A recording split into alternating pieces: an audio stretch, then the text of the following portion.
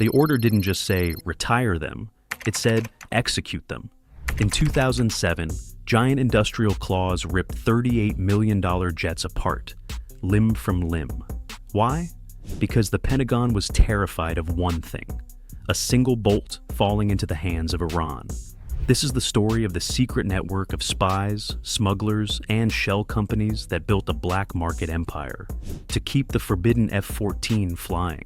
Our story begins not with animosity, but with an alliance. In the 1970s, Iran was a crucial American partner in the Middle East, a bulwark against Soviet expansion.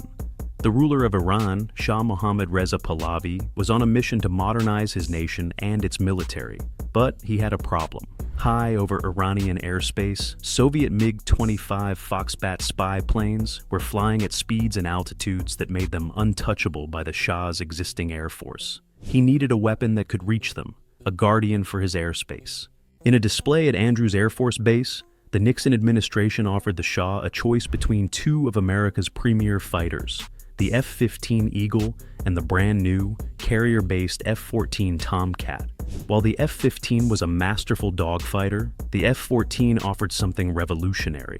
Its powerful AWG-9 radar system, paired with the lethal AIM-54 Phoenix missile, could track 24 targets at once and engage 6 of them from ranges of about 100 nautical miles, an unprecedented capability for defending a country with such vast borders. Instead, the Shah was sold. In a deal titled Persian King, Iran placed a staggering $2 billion order for 80 Tomcats and 7 F-14 Phoenix missiles, the largest single foreign military sale in U.S. history at the time. Beginning in 1976, America's most advanced fighter began arriving in Iran, the only country other than the United States to ever operate the legendary jet. Imperial Iranian Air Force pilots were trained in the United States, honing their skills alongside U.S. Navy aviators. They quickly proved their mettle, with one Iranian pilot boasting that, in a contest between pilots of equal skill, the F-14 always won against the F-15. Iran had its guardian. The Persian cats were the pride of the Middle East, a symbol of the Shah's power and his close ties to the West. But that golden age was about to come to a sudden and violent end. In 1979, the Iranian Revolution swept the country. The Shah was overthrown, and the Ayatollah Khomeini took power, transforming the nation into the Islamic Republic of Iran. Almost overnight, a key U.S. ally became a sworn enemy. Diplomatic ties were severed, and American personnel, including the highly specialized Grumman technicians required to maintain the complex F-14s, were forced to flee the country. The world's most sophisticated fighter jet was now in the hands of a hostile regime, but without the intricate support system needed to keep it flying.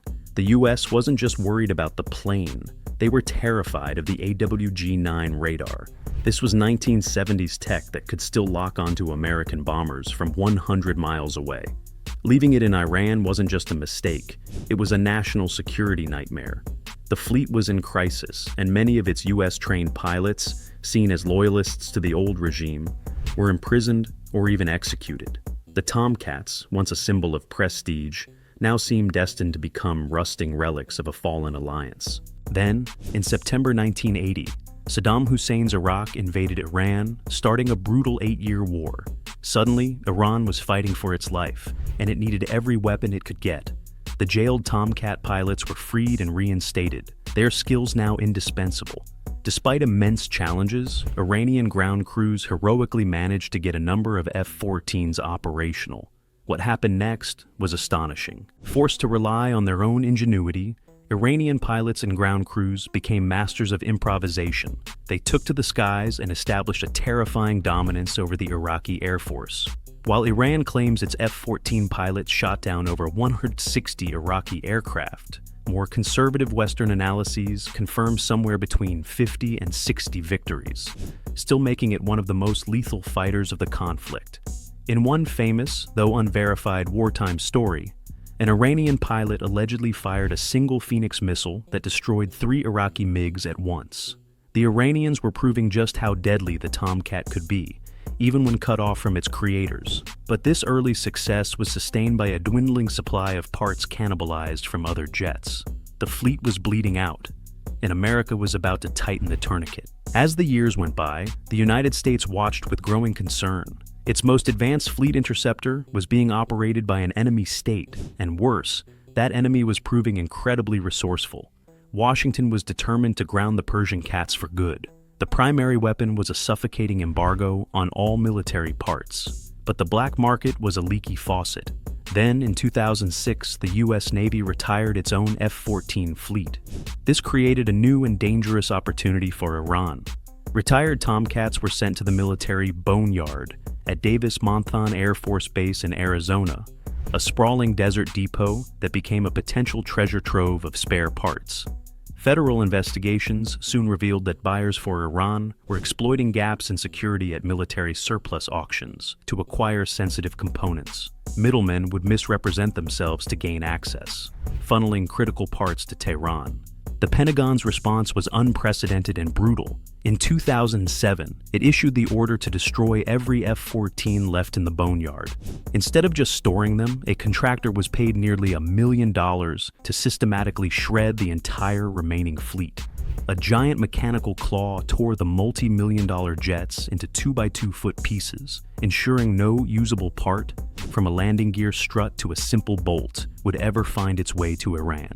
It was an extreme and costly decision, highlighting America's determination. They would rather spend millions to destroy their own legendary aircraft than risk a single screw falling into the wrong hands. The message was clear. The F-14 was to be erased, and the Iranian fleet was to die with it. It was an impossible situation for Iran. Its enemy was literally shredding the world's only supply of spare parts. So how did they respond? By building one of the most sophisticated smuggling networks the world has ever seen. We'll get into the details of this black market empire, but first, a quick word from our sponsor. With the official supply chain completely severed and America's boneyard turned into a scrap heap, Iran had to go deep underground. They initiated a global, clandestine operation to acquire the parts they needed, piece by painful piece. This wasn't entirely new territory. During the 1980s, one of the most bizarre sources for parts came directly from the White House itself during the Iran-Contra affair. In a secret and illegal deal, the Reagan administration authorized the sale of weapons to Iran in exchange for the release of American hostages. While the deal famously involved missiles, some reports and sources suggest F-14 components were also part of the exchange, though this remains less documented. When the scandal broke in 1987, that channel was slammed shut, forcing Iran to get even more creative. They constructed a vast and shadowy network of spies, front companies, and underground arms dealers. This operation was a masterclass in deception. To enforce the embargo, the U.S. government relied on a small, dedicated team of agents who slowly began to uncover the network. These weren't simple transactions. They were complex intelligence operations. They used innocuous fronts, like a medical supply company in Europe ordering titanium turbine blades. To customs, it looked like hospital equipment. To an engineer, it was the heart of a TF-30 engine. A broker in America would be paid to purchase a specific component, which would then be shipped not to Iran, but to a shell company in a country with lax oversight, like Singapore or Malaysia. From there, it would be rerouted again, sometimes multiple times, through different front companies, each layer obscuring its final destination until it finally landed in Iran. These weren't just low-level criminals. The networks were sophisticated enough to acquire highly sensitive items. Arif Durrani, a flamboyant Pakistani arms dealer, was convicted twice for violating the embargo, once even claiming his sales were authorized by Oliver North from the Iran-Contra days. The market attracted a web of opportunists who could get their hands on everything from simple brake discs to entire engine modules. It's even been reported that Iran's Quds Force orchestrated some of these efforts, using airliners on legitimate flight plans. An aircraft carrying illicit parts could allegedly report a fake malfunction, declare an emergency, and disappear into Iran with its transponders turned off. This combination of intricate smuggling and deceptive logistics formed a black market empire, a lifeline that allowed Iran to defy America's campaign of eradication. Section 5. The Industrial Defiance. Smuggling was only half of the equation. While the black market provided critical components, Iran knew it couldn't rely on it forever. The supply was unreliable and incredibly expensive. So, in parallel with their clandestine foreign operations, they looked inward, launching a program of industrial defiance.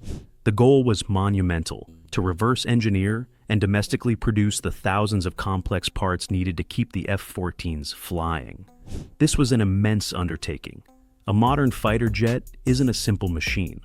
It's a collection of specialized alloys, intricate electronics, and proprietary manufacturing processes. You can't just take it apart and copy the pieces. You need to understand the precise metallurgy of a turbine blade, the complex code in a radar processor, and the unique manufacturing techniques for a titanium wing box. Despite these challenges, Iranian engineers made remarkable progress. They began by manufacturing simpler components like tires and brake discs. Over time, they moved to more complex systems. By cannibalizing damaged airframes and meticulously studying smuggled parts, they began to reproduce avionics and sensors. Some reports claim Iran has developed over 300 separate modifications for the Tomcat, installing new wiring and even their own domestically produced radar systems. Western analysts laughed. They said you can't reverse engineer a Phoenix missile. Then, Iran fired the Fakor 90. It wasn't just a copy, it was a digital upgrade of an analog weapon. The laughter stopped immediately. For decades, the story of Iran's F-14s was one of secrecy and speculation. But in the 2010s, the Ghost Fleet re-emerged from the shadows.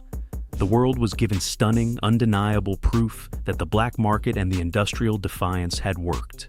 The most famous images appeared in 2015, showing Iranian F-14s flying escort for Russian Tu-95 strategic bombers over Iran as they traveled to conduct airstrikes in Syria. Here was America's iconic naval interceptor, a machine built to fight the Soviets, now protecting Russian warplanes at the behest of the Islamic Republic of Iran. It was a surreal and powerful symbol of how much the world had changed. Today, the exact number of operational F-14s in Iran is a closely guarded secret, with estimates ranging from a dozen to over 40.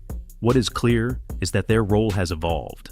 Lacking modern airborne early warning aircraft, Iran reportedly uses the F-14's powerful radar as a mini AWACS, a flying command and control platform to guide other, less capable jets.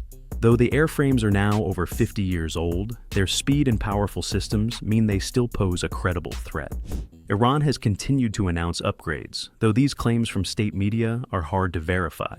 Recent satellite imagery confirms that Tomcats remain at their home base in Isfahan, and reports indicate that the base has been targeted in regional conflicts, confirming the F-14's continued strategic importance.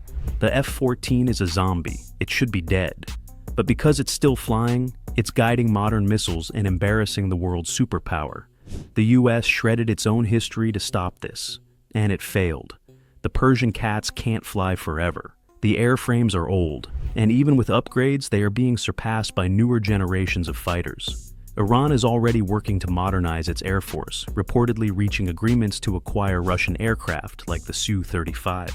But the fact that the F-14 Tomcat flew for so long is a testament to the incredible, clandestine global effort Iran undertook to keep its forbidden fleet alive. Thank you for watching. If you found this story as fascinating as we did, please consider liking this video and subscribing to the channel for more deep dives into military history and technology. And let us know in the comments what you think about the incredible legacy of Iran's F-14s. See you next time.